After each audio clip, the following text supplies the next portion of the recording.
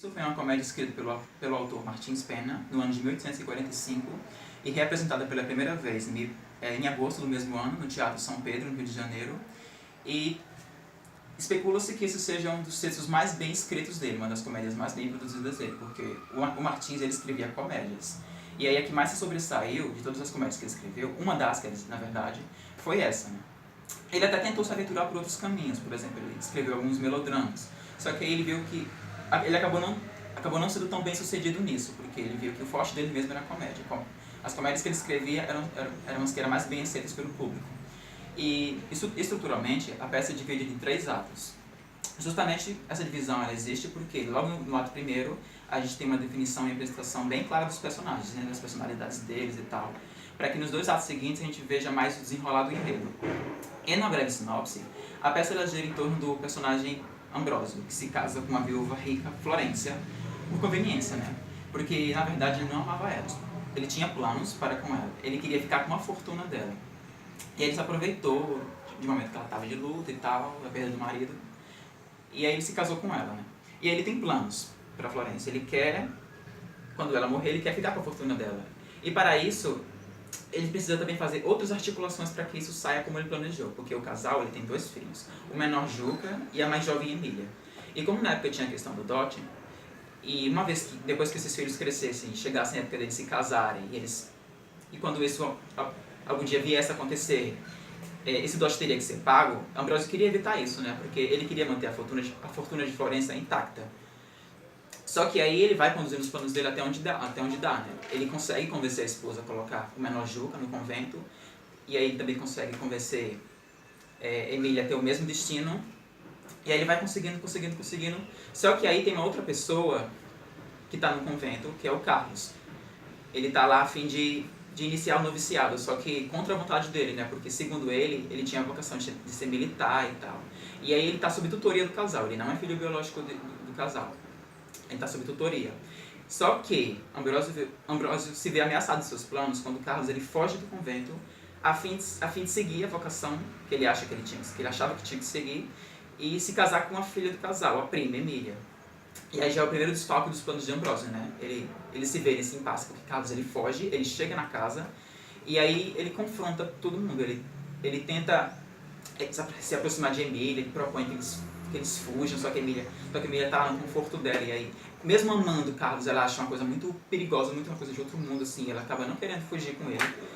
E aí também tem a Rosa, né, que ela entra na peça, e na verdade ela foi do primeiro casamento de Ambrósio, então ela vem, ela descobre que foi totalmente enganada pelo marido.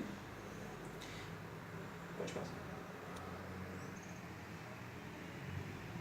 Aí quando Rosa volta, ela vem do Ceará, né, e tal, Ambrósio ele passou muito tempo sumido no primeiro casamento, ele parece que saiu sem dar satisfação. Aí Rosa ela não podia ficar quieta, parada, né, ela foi atrás e tal, e aí ela descobriu onde ele estava e tal, descobriu que ele estava morando com Florência, e que aí ele acabou entrando no segundo casamento.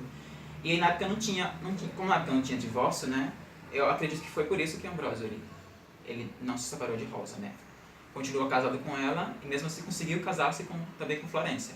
E aí é isso, são essas 2 pedras no sapato de Ambrósio, dos planos que ele tem para com Florência, né? A questão de Carlos, que vem para bagunçar toda a ideia que ele tinha tido de mandar os filhos para o convento e tal, quebrando com isso. E essa volta de Rosa, essa vinda, na verdade, de Rosa do Ceará, né? Que descobre que o marido, na verdade, estava enganando ela esse tempo todo. E aí começa assim uma avalanche, né? De repente, Ambrósio estava numa certa zona de conforto e tal, no controle da situação, de tudo que ele estava fazendo, e esses fatores acabam desencadeando os planos dele. E aí isso vai se desenrolando até um final bem louco da peça. Um final bem inesperado também. Pronto, e essa é a sinopse da peça. As reflexões e as questões que a gente pode tirar disso, algumas delas, né? Uma delas é a crítica ao patronato, né? Que obrigava os jovens da época a seguirem coisas que eram impostas para eles, né? A gente vê isso bem resumido na fala de Carlos, que queria ser militar, mas aí ele foi condicionado a esse noviciado, que não era o que ele queria e tal. E a gente vê muito isso, né? Quando os jovens da época eles eram muito condicionados pelos pais, pelos interesses dos pais, né? Eles não tinham vontade própria. Eles tinham esse condicionamento e acabavam que eles iam totalmente contra o que eles achavam que era o destino deles. Eles eram privados, né? A segunda questão é o feminismo, né? Porque a gente tem a figura da Rosa e da Florência, né? Que ambas são casadas com Ambrósio e ambas estavam sendo enganadas pelo marido esse tempo todo e não sabiam, né? E aí, quando elas descobrem isso, para um texto da época, né? Em outros textos da época, o que normalmente os leitores esperariam? Que essas mulheres, elas fossem submissas, elas ficassem se mantessem no seu lugar e elas aceitassem isso, né? Mas o que acontece nessa peça é bem diferente. Tem uma reviravolta, que na verdade elas se juntam para se vingar do marido, porque elas não aceitam essa condição de terem sido enganadas pelo marido, né, por Ambrósio, e elas se juntam para se vingar dele.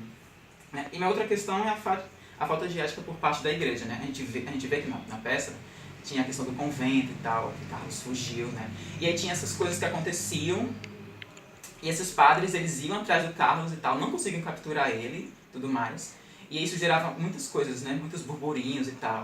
E aí o que esses padres faziam? Quando essas coisas que não deveriam acontecer na igreja aconteciam, coisas que iam contra os protocolos, o que existia na época, o que era para ser, aconteciam, esses padres eles queriam meio que mandar tudo para debaixo dos panos. Então acabava que se criava essa coisa, né? Esse paradoxo. E aí, a fim de manter a imagem do que tinha, a fim de manter a imagem que eles tinham, do que era para ser a igreja e tal, e como isso era passado para a população. Né? E tem essas questões, né? Dentre muitas outras questões que a gente pode analisar na peça e tal, muitas reflexões bacanas.